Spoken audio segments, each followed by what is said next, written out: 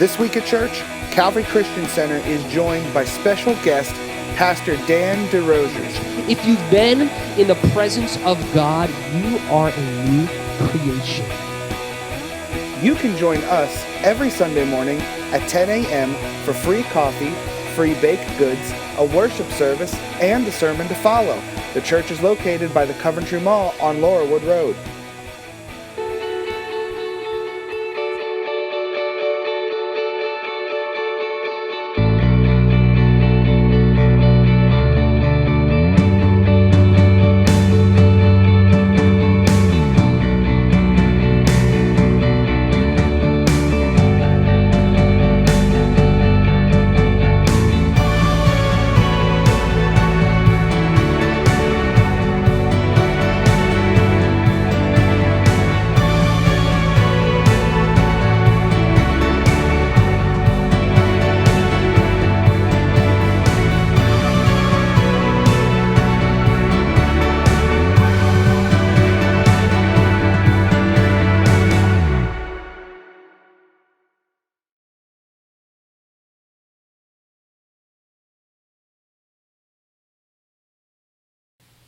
It's to accelerate the gospel through the power of media.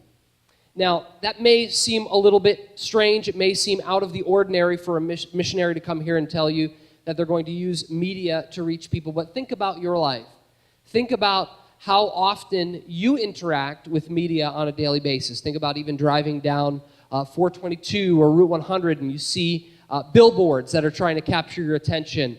Or maybe it's you're watching television and you see commercials for any given thing. For Alicia, somehow she always sees a pair of shoes. Like it'll flash on the screen. Oh, did you see those shoes? No, I did not see those shoes at all. I was watching everything else, not that. But maybe it's a restaurant that you see, and you see everybody at Olive Garden around the table, and they're so happy, and you think, boy, we should go out tonight.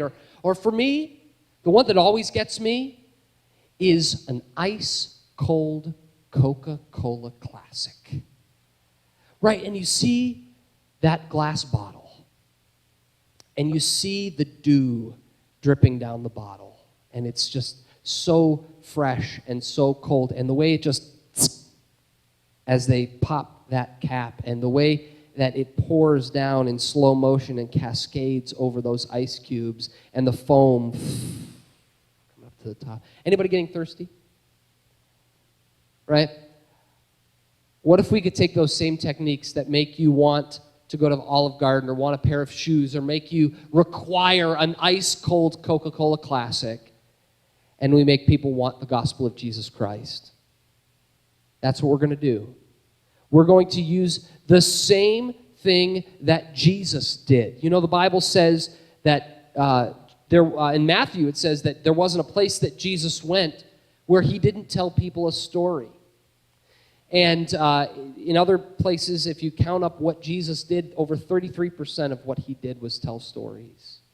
And we're telling stories in the way that reaches people regardless of their language, regardless of their culture. We are using media to tell people stories of the gospel of Jesus to bring them one step closer to him. I want to tell you a story about a little boy by the name of Shibundu. And this is Shibundu here. And he was born blind in a village in India. And one year a group of missionaries came to his town, and they set up a screen and they set up a projector, and they showed a film about Jesus. But Shibundu, he couldn't watch the film because he was blind, but he could listen to it. And he listened to this film, and he, at the end of the film, believed that this Jesus could heal him. And so he prayed that Jesus would touch him. And I want to tell you that he did. And he restored sight to this little boy. You can see his right eye is kind of turned up and has a film over it. And Jesus touched his left eye and restored sight to this little boy. So that a year later, when that group of missionaries came to his town and they set up that same screen and that same projector, Shibundu was able to watch for the very first time the film that had changed his life forever. Media is so powerful. And it's a way that we can reach people in places where missionaries can't go, in places where folks might not have access to a church or a pastor or a missionary or maybe even another Christian. We can reach them on their smartphones. You know, when you guys go to South Africa, you're going to see these all over the place. You're going to see grass roof huts that don't have electricity, that don't have running water, but that do have access to the world of information at their fingertips through a smartphone. And so at International Media Ministries, we produce content in more than 70 languages that reaches not just in Europe, although we are in the middle of a humanitarian crisis, a migrant crisis. You've seen it all over the news. And I think it's absolutely incredible that the nations are coming to us in Europe. This is the time for the church to be in action, to reach folks that have nothing else to reach to. They literally have nothing. But we can bring them hope. Unfortunately, the church in Europe is not set up to respond. Do you know that in Spain, 1% of Spain is evangelical Christian? Across Europe, it's 3%. 3 in 100 folks that you might encounter are evangelical Christian. They're calling Europe the new dark continent. It's not fun. It's not good. But we can use these techniques, we can use this media to reach people and bring them a step closer to Jesus. Now, Alicia and I were here a couple of years ago, and actually I think it might have been like almost 2 years ago to the day. And I shared a few stories about, how many of you were here when we were here last time? You remember my face? Or remember, well, we didn't have Paisley, so you couldn't remember Paisley. And I shared a couple of stories of what I had experienced and seen on a couple of missions trips that I was able to do in 2013. But I have to begin today with an apology. Alicia and I, when we were here, we had, just a couple weeks before we came, made a decision that we were going to commit our lives to full-time missions, but we didn't say anything. And the reason why we didn't say anything is because we had not yet told our families, we had not yet told our jobs, we had only told the Lord, yes, we will go. And it was just a couple of years ago that we were sort of minding our own business. I had shared about a trip that I took to Cairo, Egypt. And it was there that I saw a group of people, and not like the people that couldn't make it in the United States. I saw a group of people that were the finest. They were business people and civil engineers and lawyers and doctors, and they had given up everything to move to the dustiest place on earth with their entire lives in a couple of plastic bins, to give up everything for the cause of Christ. And it was there that God began to reveal to me what it would truly cost me to live out the words that Jesus said in the book of Matthew, whoever wants to be my disciple must deny themselves and pick up their cross and follow me. You guys recall this? And God began to reveal to me what it would truly cost me to be his disciple. To give up the comforts of a Chester County life. To give up a life basically obsessed with technology. To give up professional music. To give up all of the things that I had accustomed myself to. And I knew that I would do it, but I also knew that I wasn't called. Fast forward just a couple of months, and we were in, the school year had ended. I was a professor of digital media at the University of Valley Forge, just down the road here. My wife was the director of alumni. We loved our jobs, we loved our home, we loved our church, we loved our friends. We were living a bit of the American dream, but how many of you know that the American dream can be counterintuitive to the gospel of Jesus Christ? And so we were invited to go on a trip to Spain, to International Media Ministries, to do another missions trip into North Africa and to do a little bit of work with some college students. And a month before we left to go to Spain, the director of International Media Ministries resigned from his job. And when we got there, I sat on the couch across from him, and he said, Dan, you know I've resigned, and they've asked me for a short list of people who I think can take this thing over when I leave. And I just want to let you know that I put you at the top of my list. Me? You sure? I got a pretty good thing going on back in the States. I don't know. I don't know what you're thinking there.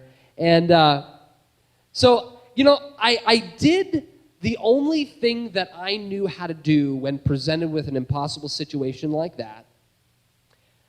I made a deal with the Lord. Have any of you, you don't have to show of hands, have any of you ever made a deal with the Lord? Like, you know what I'm talking about, where you're like, okay, God, here we go. And Pastor, I got an 81 on my credentialing exam, so everything I do is 19% heresy.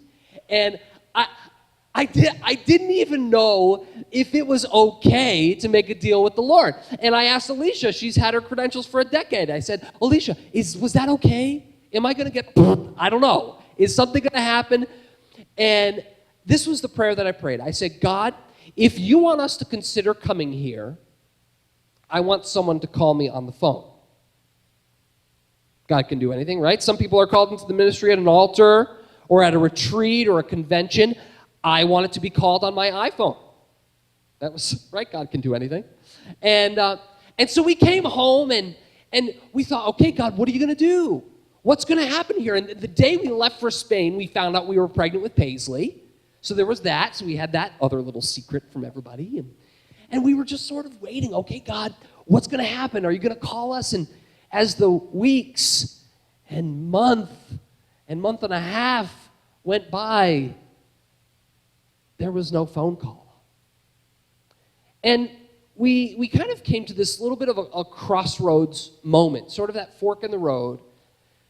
And we knew that God was either going to call us or he wasn't. But ultimately, we just simply wanted to be used by God in the best possible way. That was all we wanted. And so we prayed a prayer that this one night, and it was really just another prayer of commitment of our lives. And it was the same day that we just felt like, okay, God, we got to make a decision here. Like, we're either going to stay here in Pennsylvania or you're going to call us. But if you're not going to call us, we're just going to commit to being here. And we looked at some houses, we looked at some mortgages just online. We just kind of, searched a little bit, closed the computer, went up to bed, and we prayed another prayer. And it was probably the most sincere prayer we've ever prayed in our lives. And it was this: God, we are yours completely. Whatever you say to do, we will do. Wherever you say to go, we will go. Do not pray that prayer. At least don't pray that prayer, and don't give God carte blanche access to your life if you're not ready for him to move and do something. The next day, my phone rang.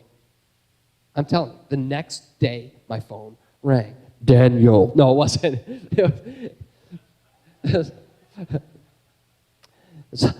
Hi, is this Dan? Yeah. You okay? Yeah. My name is Paul. I'm the regional director of Europe for Assemblies of God World Missions. I don't know why I'm calling you today, but I just felt led that I had to reach out and pick up the phone and tell you about an opportunity we have in Spain. You still there? Yeah. That, my friends, is what we call a burning bush moment. Right? This is the moment that we all wish for, we all pray for. Like, God, would you just show up and just tell me exactly what you want me to do? Because I can't take the ambiguity anymore. Right? Where you're just like, God, just show me. I want to spend a few moments today talking about the man who had the original burning bush experience, a man by the name of Moses. I'm sure you know Moses' story. And now, some of you may be like me, and when you think of Moses, this video clip that we're going to show, this is what you think of. Let's go ahead and roll it. Let my people go. The slaves are mine. Their lives are mine. All that they own is mine. I do not know your God, nor will I let Israel go. Who are you to make their lives bitter in hard bondage? Man shall be ruled by law, not by the will of other men. Okay, that right there. How many in your mind, this is Moses? Right here. It's okay. It's Charlton Heston. I mean, this is the quintessential image that I think of when I think of Moses. Now, unfortunately, this is a complete Hollywood fabrication. If you've just read the story of Moses, what led up to this moment in the book of Exodus, you would understand that the man that we find in Scripture is pretty close to the complete opposite of this man right here. And I want to read sort of a Reader's Digest version. We're going to be in Exodus 3, verse 1, and we're going to not bounce around a whole lot. I'm going to skip a few portions, but we're going to start in Exodus 3, verse 1, and I'll read it for you, and you can follow along if you'd like. Exodus 3, verse 1. Now Moses was tending the flock of Jethro, his father-in-law, the priest of Midian, and he led the flock to the far side of wilderness and came to Horeb, the mountain of God. There the angel of the Lord appeared to him in flames of fire from within a bush. Moses saw that though the bush was on fire, it did not burn up. So Moses thought, I'll go over and see this strange sight, why the bush does not burn up. When the Lord saw that he had gone over to look, God called to him from within the bush, Moses, Moses. And Moses said, here I am. Do not come any closer, God said. Take off your sandals, for the place where you are standing is holy ground. Then he said, I am the God of your father, the God of Abraham, the God of Isaac, and the God of Jacob. At this, Moses hid his face because he was afraid to look at God. Verse 7, the Lord said, I have indeed seen the misery of my people in Egypt. I have heard them crying out because of their slave drivers, and I am concerned about their suffering. So I have come down to rescue them from the hands of the Egyptians. Verse 10, so now go. I am sending you to Pharaoh to bring my people, the Israelites, out of Egypt. Okay, this is the moment, right? God appears to Moses in a burning bush that doesn't burn up. He tells Moses exactly what he wants him to do. This is great, right? This is what we dream about. Now, Moses wasn't into it. The problem was Moses got issues. Moses got issues, right? We find Moses right now at this time, he's about 80 years old. And if we read further back just a bit in his story, we can find out why he's 80 working for his father-in-law, right? And what happened was, right, when Moses was younger, Pharaoh decreed all Hebrew children should be killed, so his mother did the second least safe thing and floated him in a leaky basket of reeds on the river and put him in this little nook, and Pharaoh's daughter finds him, right? And lo and behold, he grows up in a royal household, right? He's 20 years old, he's walking through the field, and he sees something that he doesn't like. He sees an Egyptian slave driver beating a Hebrew slave. So what does Moses do? He takes matters into his own hands, and he overreacts a little bit. How many of you have ever overreacted in your life? I know I have. If you, let me rephrase that. How many of you have ever driven a car, right? You know, overreact. Now, I've overreacted a time or two in my life. Never have I ever overreacted to the point of murder. But that's what Moses did. He overreacted, killed the guy, buried him in the sand. He thought that nobody saw. Well, he was wrong. And then he was so consumed with guilt and shame that he spent the next 60 years running away. This is where we find Moses at this moment, a broken, shame-filled, guilt-ridden man who is so consumed with his past that God meets him in the most unbelievably real way, and he doesn't want anything to do with it. How many of us let our pasts get in the way, or we live in regret of the things that we do or say? Somehow we think that our past disqualifies us from God using us? Well, that was Moses. He tried to let his past get in the way of his confidence that God could use him. So I want to continue on in the passage, and after we do that, we're going to go back and look at his excuses one by one. Verse 11, what Moses said to God, "Who am I that I should go to Pharaoh and bring the Israelites out of Egypt?" And God said, "I will be with you." Verse 13, Moses said to God, "Suppose I go to the Israelites and say to them, 'The God of your fathers has sent me to you,' and they ask me, 'What is his name?' Then what shall I tell them?" Verse 15, God said to Moses, "You say to the Israelites, 'The Lord, the God of your fathers, the God of Abraham, the God of Isaac, and the God of Jacob has sent me to you.'" So then God interrupts Moses a little bit, tells him exactly how it's going to go down. He tells him that I'm going to send some plagues, you're going to plunder the Egyptians, take all of their things, and then I'm going to lead you on to victory. And Moses, unimpressed, says, "But what if they don't believe me? Or they listen to me and say, 'The Lord did not appear to you?' The Lord then said to him, 'What is that in your hand?' 'A staff,' he replied." So God takes his staff and he turns it into a snake, right? And then back into a staff.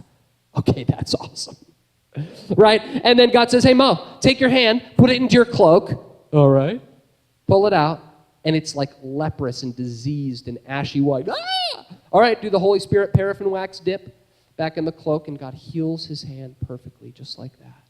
Moses, completely unimpressed, says, "Pardon your servant, Lord." Verse 10, "I have never been eloquent, neither in the past, nor since you have spoken to your servant. I am slow of speech and tongue."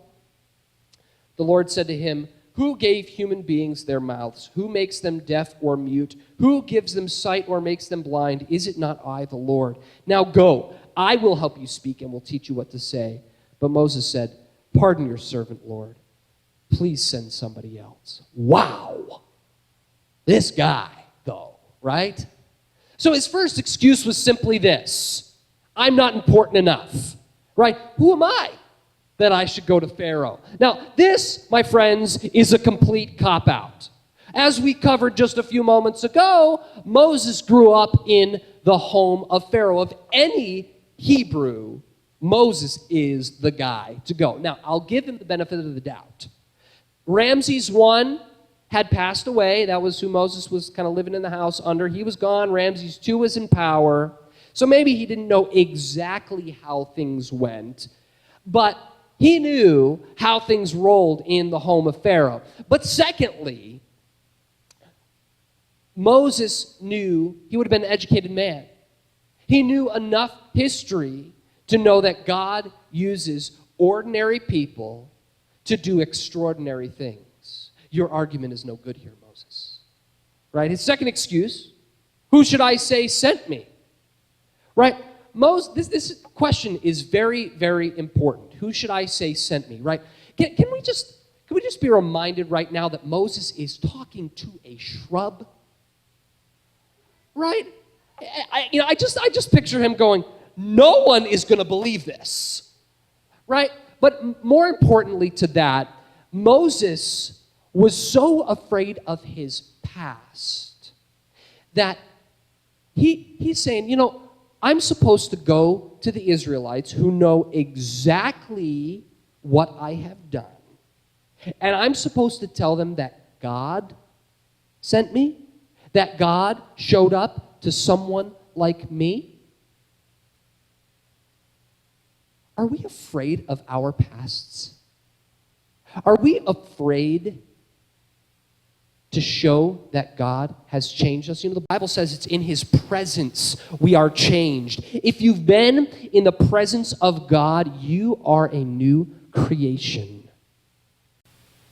You don't need to worry about your past. And sometimes I think about if God does something in our lives, maybe it's here or maybe it's at a men's conference or a women's conference, and then Monday hits and we go into work. We're like, great, what do I do now? You live your life as the changed creation that you are. You don't worry about the things that people say or the way that, you know what's the worst? Family. Family's also the best. But family, you can never change in the eyes of some of your family members. You realize that? I will always be little Danny. Maybe you will always be something or someone to your family. And I want to encourage you with this. God has changed you inside and out. It doesn't matter what your family says. It doesn't matter what the people at work say. God is working on your life, and you are a new creation, and you can walk so confidently knowing that He lives inside of you, and there's nothing that anyone can say and nothing that anyone can do that will take that away from you. Walk confidently. Moses didn't. His third excuse, what if they don't believe me? Right? Moses is playing the what if card here, and I think that's very dangerous, right? Because our call, God was calling Moses at that moment, and your call is not dependent on third-party verification. You know that? When God calls you, it's between you and Him, not anybody else. So if you like kind of mathematical equations, it's like God calls, we obey, and then He does the rest. That's it. His fourth excuse, I like to kind of say it like I don't talk good, right? Some scholars think that Moses maybe had a speech impediment, or maybe he had a stutter. Either way, I find this like the most hilarious part of the story, right? This is the moment where God is calling Moses to do the very thing that is his biggest insecurity. You know, in America, the number one fear is public speaking. You know that? Number two is dying. That means that more of you would rather die than do what I am doing right now.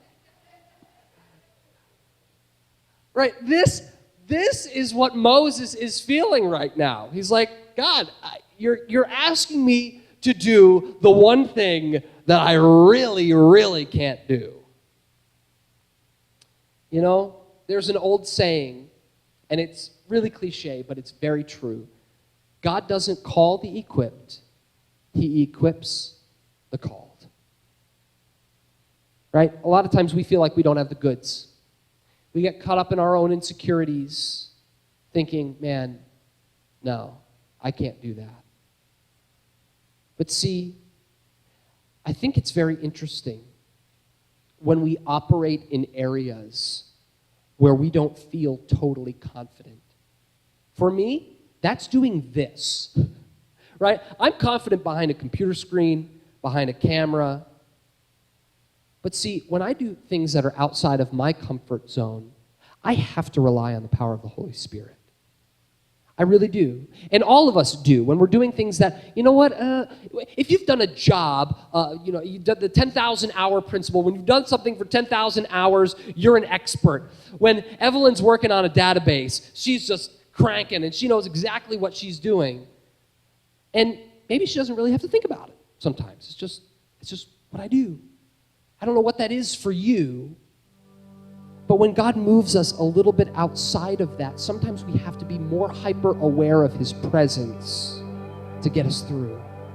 And because when we do lean on His power to accomplish something, He gets the glory, not us. And finally, Moses gets to the core of his issue. I like to call it analysis paralysis. He's like pulling excuses out of his pockets. He's like, all right, Lord, I'm out. For real, just send somebody else. Right? Moses had nerve to tell the God of the universe, don't pick me for your dodgeball team. Right? That's what he's doing. He's like, I had another excuse, and you know what? Never mind. I'm just going to walk away from this shrub. We're going to pretend like this never happened. I'm going to go tend my sheep, go home to my wife. You find somebody else, okay? But after Moses had given all of his excuses, after he had gone through his whole laundry list of things, God asked Moses a question. And the question was this: what is that in your hand? Right? We buzzed by it a little bit earlier, right? He's got his staff. He's like, What's that in your hand, Moses? It's a stick. Impressed? You made it. You want it? Right? And Moses got this stick, and it's not impressive. It's a stick. But think about that stick, right? So God turns it into a snake, right? Psst, that was cool. So Moses goes to Pharaoh in the moment, not like the one we saw earlier, and he says, let my people go. And so then God takes that staff and turns it into a snake again, another couple, 2, 3 more times, right? Then come the plagues, they plunder, they do exactly what God said they would do, by the way. He rounds up the Israelites, they go down to the Red Sea. Great, Moses, we can't swim. What are you going to do now? You brought us all the way out here with that stick of yours. Well, why don't you try the stick? Red Sea parts. They walk, right? So they're walking through the wilderness, going to nobody knows where, and they're walking, and somebody forgot to bring the water bottles. They're like, hey, Moses, we're thirsty over here. You bring us all the way out. We could be over there living it up, making bricks. That's how they felt now. So they had been out there, and they're like, you know what? That was the life over there. We forgot to bring the bottled water. Why don't you try the stick, Moses, on that rock? Ding, ding. Water. Right? Now, it's not a magic wand. But God used what Moses had in his hand to lead the Israelites out of Egypt. So what's that in your hand? What's that in your hand? Well, it's just a stick. It's not much. It's not impressive. I don't know what God has placed in your hand. Maybe you're a business person or a truck driver or a landscaper or a financial advisor or a nurse or a student. What has God placed in your hand that he's calling you to give back to him?